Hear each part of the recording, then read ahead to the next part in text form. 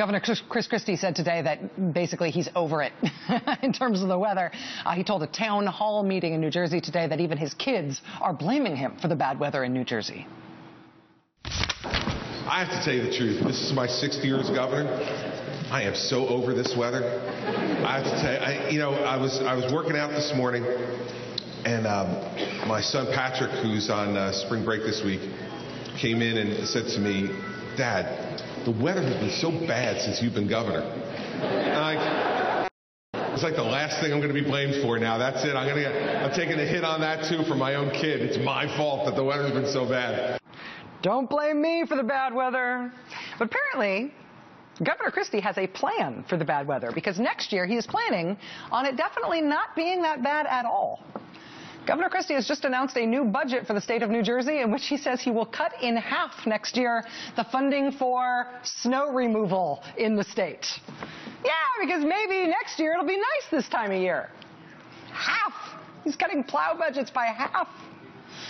Governor Christie has been preparing, not subtly, for a run for the White House. His case to Republicans nationwide for why they should nominate him to be their presidential nominee is all about how he has convinced a blue state like New Jersey to twice elect him governor.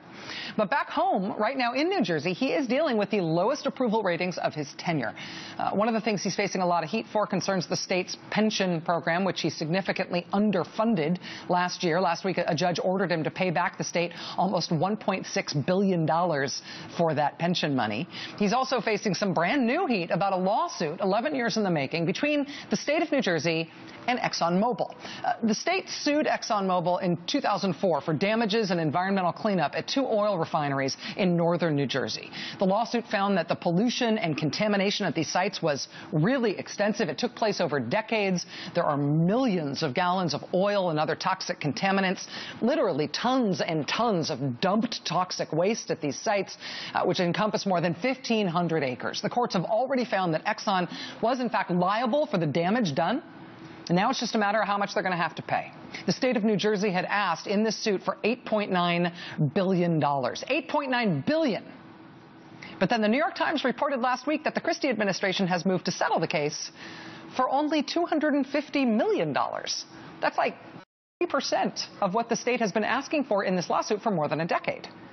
What's going on here? When we first reported on this story last week, I wondered out loud on the air whether this is a normal thing for a big lawsuit like this, right? For the state to drop its demand to Exxon from $8.9 billion down to $250 million. Is that a normal turn of events in the legal world, or is that just as pitiful as it sounds? Well, it turns out a lot of people in New Jersey think it is pitiful and also sketchy. Not only are all the environmental groups raising hell about this, but here's today's editorial for New Jersey's largest paper, the Star-Ledger. Quote, "Christie must come clean in oily Exxon settlement." Then here's the Asbury Park Press, quote, "Exxon Mobile settlement must be blocked." This is from the Times of Trenton. $250 million settlement with Exxon Mobile defies reason. In addition to the general sense of anger in the state about this still inexplicable deal, there's also now a lot of consternation over a clause in the state budget this year that would appear to allow Governor Christie to divert most of the money won in a settlement like this away from paying for environmental cleanup. Instead, the money could be directed straight into the state's general fund, where it, of course, could be used for anything the governor wants, like, say, plugging the giant gaping hole in Chris Christie's budget, which is an uncomfortable thing if you're running for president as the guy who turned around the finances in your blue state. Now, though, the state legislature has decided to intervene. The assembly announced that they will have a hearing this month on the questionable settlement deal. In the state Senate president and a longtime state senator announced that they'll take legal action to block this settlement in the courts. State Senator Ray Lesniak telling the local press, quote, "I grew up in the Bayway section of Elizabeth, New Jersey, where this Exxon site is. It smelled there. It smelled bad. But this smells even worse." Joining us now is New Jersey State Senator Raymond Lesniak. Senator Lesniak, thanks very much for being here. Nice. You filed today, in addition to the state Senate saying that you guys are going to intervene, you filed a public records request to try to figure out what's behind the settlement? Well, we want to find out who engineered this. Was it the Attorney General's office? Was it DEP? Or was it maybe someone in the governor's office?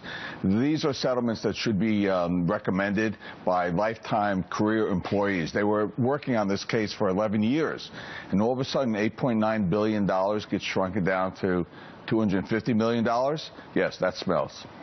Do you feel like you know what happened here, or you know where to look to find out of it? I mean, honestly, we don't know if this was a raw deal for the people of New Jersey. If that judge was about to rule, yeah, Exxon, you're at fault, you got to pay $5, then getting $250 million out of them might be a great deal. How will we ever know whether or not it was a good deal or a bad one? Well, we're going to find out what the basis of the deal was. These are economic damages. We're not talking about pain and suffering. We're not talking about emotional distress. These are readily ascertainable numbers. Over $2 billion just for the restoration alone, and there's no liability dispute. Strictly liable. Exxon has to pay, and they're getting off light, and we're not going to let that happen. If this is a raw deal, as you suggest, one plausible motive seems to be this clause that's in the state budget this year that says most of the settlement money could go straight into the general fund for the state of New Jersey. As far as I understand it, I might be wrong here, that clause goes away in June, which means if you want to basically steal the settlement money to plug the budget hole instead of actually cleaning up the site, you better act fast. That's correct, because it has to be in the new budget, and we're not going to let it go. We're not going to let this happen again. We let it go once. Actually, we tried to expand it, and he vetoed it.